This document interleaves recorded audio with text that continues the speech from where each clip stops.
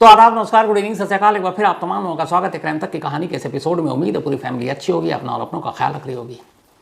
आज 7वां दिन था धर्मस्थला में खुदाई का और 29 जुलाई से यह सिलसिला शुरू हुआ था। आज साइट नंबर 12 को चुना गया खुदाई के लिए, क्योंकि साइट नंबर 11A जो पहले 11 था उससे करीब 100 मीटर की दूरी पर कल खुदाई हुई। अभी थोड़ी देर पहले खबर आई कि साइट नंबर 12 की खुदाई भी पूरी हो गई और साइट नंबर 12 से कुछ नहीं मिला। कोई सबूत, कोई सुराग, कोई कंकाल के अवशेष या हड्डियां नहीं मिली। अब पहली किस्त में या पहले फेज में जो 13 साइट चुने गए थे उनमें से सिर्फ एक बचता है और वो है साइट नंबर 13, साइट नंबर 13। और एसआईटी के सोर्सेस के हिसाब से साइट नंबर 13 की खुदाई का काम कल सुबह 11 बजे यानी वेडनेसडे को शुरू होगा। इस पूरे पहले फेज में सबसे इंपॉर्टेंट साइट नंबर 13 को ही माना जा रहा है और उसकी वजह यह है कि उस शिकायतकर्ता, सफाई कर्मचारी या विसिल ब्लोअर जिसकी वजह से एसआईटी का गठन हुआ, जिसकी वजह से ये खुदाई लाशों की तलाश के लिए जारी है, उसने जो कहा है उसके हिसाब से इस साइट नंबर 13 पर मास बरियर हुआ है, यानी सबसे ज़्यादा लाशें यहीं दफनाई गई हैं। लाशों को लाइन से कतार में रख कर दफनाई गई हैं। तो साइट नंबर 13 जिस पर सबकी नज़र है, इसकी खुदाई कल होगी। 12 की खुदाई आज हो गई। तो इस तरीके से जो पहले फेज़ में 1 to 13 जगहों को चुना गया था, 12 की खुदाई का काम पूरा हो गया। इन 12 जगहों की खुदाई में से 2 को छोड़ दें तो 10 जगह से कुछ नहीं मिला। जो 2 साइट्स थे, साइट नंबर 6 और साइट नंबर 11A, जिसकी खुदाई कल हुई थी, इन 2 जगहों से ज़रूर सुराग और सबूत बाहर आए। साइट नंबर 6 की कहानी तो पहले ही आपको बता चुका हूँ। वहाँ से 25 इंसानी हड्डियाँ मिले थे, जिसमें जबड़े की हड्डी, रिब की हड्डी और 5 दांत। लेकिन साइट नंबर 11A में अब तक की सबसे बड़ी कामयाबी हाथ लगी थी। ये जो तस्वीर देख रहे हैं आप, ये साइट नंबर 1 की खुदाई का काम कल शाम को पूरा हुआ, यानी 4 अगस्त को। और खुदाई का काम पूरा होने के बाद अब जंगल से एसआईटी की टीम, फॉरेंसिक की टीम और सोको की टीम बाहर निकल रही है। बाहर पुलिस वैन है, बड़ी तादाद में मीडिया के कैमरे, पुलिस वाले और आम लोग हैं जो यहाँ देखने के लिए आए थे कि यहाँ खुदाई में क्या कुछ मिल रहा है। पहली बार साइट नंबर 1 की खुदाई से बड़ी कामयाबी मैं इसलिए कह रहा हूँ कि अराउंड 100 से भी थोड़ा ज़्यादा बोन्स मिले, इंसानी कंकाल के अवशेष मिले, 100 से ज़्यादा। और ये जो शुरुआत में आप जंगल से निकलकर लोगों को जाते हुए देख रहे हैं, इनके हाथ में बकेट है जो सील पैक है, एक लंबा सा कोई उपकरण है या कुछ और है वो भी सील पैक है, कुछ छोटे छोटे बॉक्सेस हैं, ये सारी चीज़ें लेकर जा रहे हैं। और आखिर में इस वैन में ये सारे सबूत रखे गए, ये उसकी तस्वीर है। ये सारे सबूत, सारी चीज़ें 11A साइट से बरामद हुई। क्या क्या बरामद हुई? अब ये जो सील पैक बाल्टियाँ आप देख रहे हैं, बकेट या फिर बाकी चीज़ें, जो एसआईटी सोर्सेज हैं उनके हिसाब से 100 से ज़्यादा बोन्स मिले हैं और ये वो सारी चीज़ें इन्हीं में पैक करके ले जाई जा रही हैं। इन 100 बोन्स में से रीढ़ की हड्डियाँ, रिब्स की हड्डियाँ, जबड़े की हड्डियाँ और 2 कहते हैं कि स्पाइनल कॉर्ड की लंबी हड्डी बरामद हुई है 100 में से। और जो मौके पर फॉरेंसिक टीम मौजूद थी उसके हिसाब से इन 100 हड्डियों में जो बरामद हुई है, ये अगर इन हड्डियों के टुकड़ों को और उसको मिलाकर देखा जाए तो शायद 2 से 3 इंसानों की लाशों की ये हड्डियाँ हैं। और पहली 12 साइट्स पर खुदाई के बाद एक इंसानी खोपड़ी भी मिली है। अभी तक खोपड़ी नहीं मिली थी, साइट नंबर 6 से हड्डियाँ ज़रूर मिली थी, लेकिन यहाँ इंसानी खोपड़ी भी मिली है, जिसे सहेज कर फॉरेंसिक टीम ने रखा है और ले गए हैं।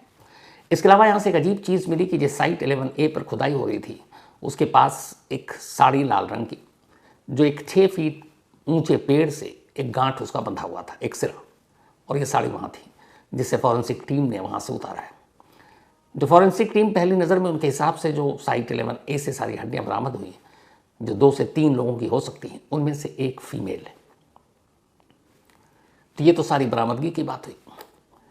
अब तक जो कुछ बरामद हुआ है, ये अभी एक नई जानकारी सामने आई है कि इन सभी चीज़ों को फिलहाल जो साइट 6 से मिले और जो कल मिले, इनको अभी फॉरेंसिक्स लैब नहीं भेजा गया कि इनकी कैसे जांच होगी, कैसे पता चलेगा इनका एज, उम्र, लिंग। फिलहाल इसको अस्पताल में ही रखा गया है, धर्मस्थला के पास ही मैंगलुरु में एक सरकारी अस्पताल में। और रीज़न ये दिया गया है कि पहले मेडिकल ओपिनियन ली जाएगी इन बरामद गड्ढों से निकली हुई हड्डियों के बारे में, और डॉक्टरों की ओपिनियन लेने के बाद इसे फॉरेंसिक लैब भेजा जाएगा। हालांकि वहाँ आसपास में जो है सबसे बड़ा अगर मेडिकल कॉलेज जो है वो है कस्तूरबा मेडिकल कॉलेज, KMC। ये धर्मस्थला से लगभग 100 किलोमीटर की दूरी पर है और यहाँ पर करीब 15 से 20 बॉडी या लाशें रखने की कैपेसिटी है, और कहते हैं कि इसके एमसी में फॉरेंसिक एक्सपेरिमेंट के लिए भी सारी चीज़ें हैं। तो हो सकता है वहाँ पर इसको अभी भेजें, लेकिन इसके बाद इसकी फॉरेंसिक जांच कहाँ होगी, किस लैब में भेजा जाएगा, जाहिर सी बात है वो सरकारी ही होगी, उसका अभी खुलासा नहीं हुआ है। हालांकि उस रीजन में अगर हम बात करें साउथ में, तो हैदराबाद की फॉरेंसिक लैब काफ़ी फेमस है और काफ़ी उसकी रिपोर्ट बहुत अच्छी है, क्योंकि जितने भी हाई प्रोफाइल केसेस होते हैं वो हैदराबाद फॉरेंसिक लैब में भेजे जाते हैं। लेकिन अब ये कर्नाटक सरकार को फैसला करना है, SIT को फैसला करना है कि वो इसको कहाँ भेजेंगे।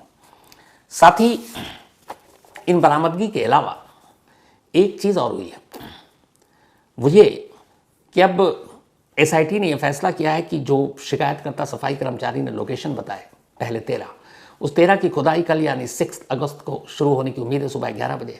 अब इसमें कितना वक्त लगता है, क्योंकि आज भी रुक रुक कर बारिश हो रही थी, मौसम ख़राब था, फिर भी कार्रवाई जारी थी। तो अब उसके हिसाब से जब वो खुदाई का काम पूरा हो जाएगा, तब SIT सोर्सेस ने बताया है कि इसके बाद जो उसने अराउंड 50 साइट्स बताए, ये तो 13 हैं, 13 के अलावा 40 बल्कि 37 रिमेनिंग जो बचे हुए हैं, उन साइट्स के बारे में कब से खुदाई शुरू होगी उसका फैसला लिया जाएगा। तो इसका मतलब है कि 13वें साइट्स की खुदाई के बाद ये काम रुकेगा नहीं, लेकिन इस 13वें साइट्स की खुदाई के बाद जो भी चीज़ें मिलती हैं और साइट 6 से साइट 11A से जो चीज़ें बरामद हुई हैं, उन चीज़ों को तब ये फैसला लिया जाएगा मेडिकल ओपिनियन के बाद कि इसको फॉरेंसिक लैब में भेजा जाए और फिर ये पता किया जाए कि ये बरामद हड्डियाँ किसकी हैं, कितनी पुरानी हैं, मेल की हैं, फीमेल की हैं, और अगर हड्डियों पे कुछ चोट के निशान होंगे तो ये भी पता चलेगा इनकी मौत कैसे हुई है। और फिर जो मिसिंग पर्सन हैं जो एक एक कर कंप्लेंट दे रहे हैं, उनकी फैमिली के साथ हो सकता है उसका DNA का मिलान कराया जाए ताकि सच्चाई सामने आ सके। तो ये सारी चीज़ें आफ्टर साइट 13 की खुदाई के बाद डिसाइड करेंगे। लेकिन SIT के जो सोर्सेज उस टीम में शामिल हैं, उन्होंने ये बताया कि एक बार 13 नंबर साइट कंप्लीट हो जाए खुदाई का, देन वो आगे की साइट की डेट अनाउंस करेंगे कि कब से करना है। हालांकि उनका कहना था कि हम ज़्यादा देर अब नहीं लगाएंगे, और अगर लगता है कि बाकी चीज़ों जो बाकी जगह हैं वहाँ पे भी दम है जो सफाई कर्मचारी के बयान और दावे के हिसाब से, तो फिर वो खुदाई का काम शुरू हो जाएगा। तो ये तो रही अब तक की पूरी इन्फॉर्मेशन।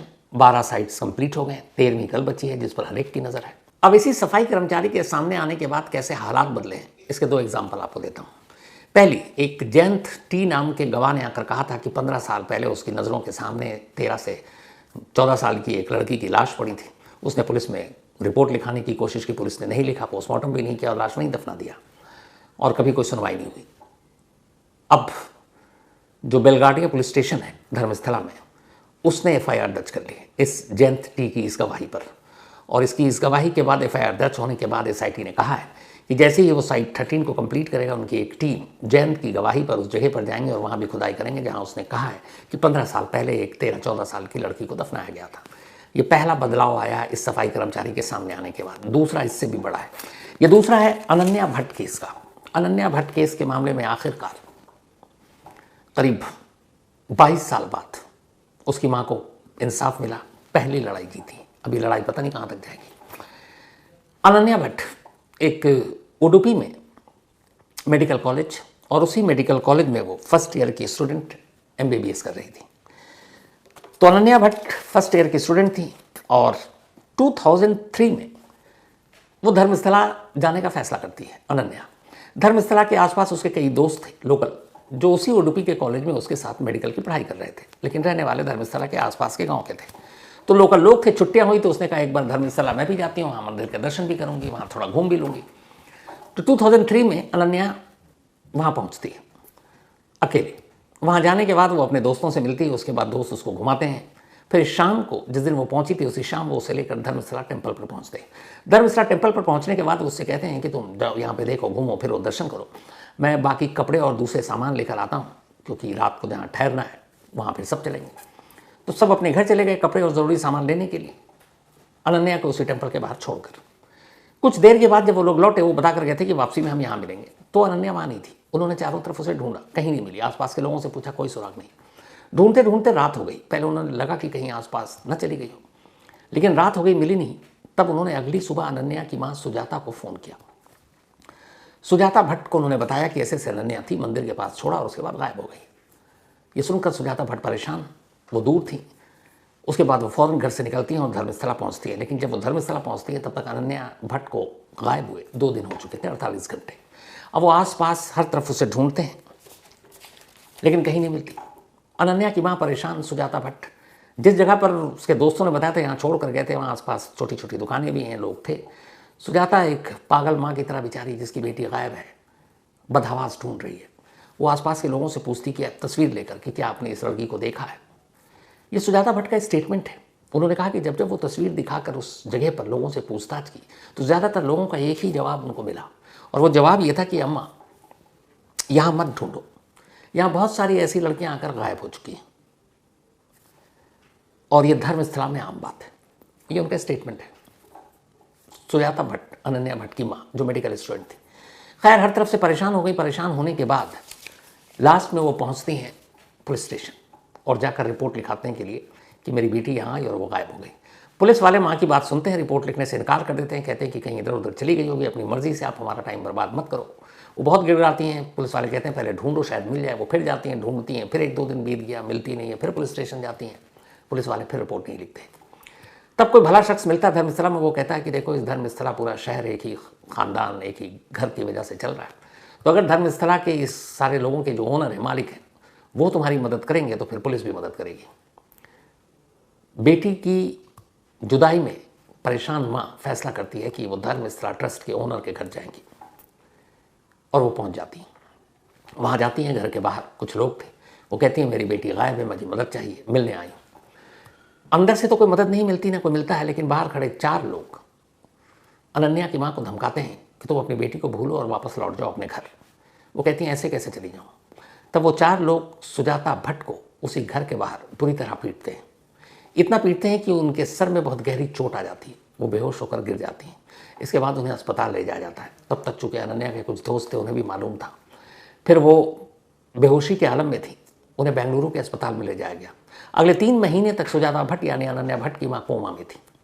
3 महीने बाद उन्हें होश आया, फिर बेटी की याद आई, फिर तलाश शुरू, लेकिन किसी ने मदद नहीं की। पुलिस ने कंप्लेंट नहीं लिखी। धीरे धीरे वक्त बीता, धर्मस्थला के चक्कर बीच बीच में काटती रही। बेटी की खबर कहीं से मिल जाए, कहीं से नहीं मिली। कई बरस बीत गए। इसके बाद 2025 आ गया। अनन्या को गायब हुए 22 साल हो चुके थे। जब वो गायब हुई तब 20 साल की थी। अगर आज वो है तो 42 साल की होगी। तो खैर इन 22 सालों में कुछ नहीं हुआ, किसी पुलिस स्टेशन में कोई रिपोर्ट नहीं लिखी गई।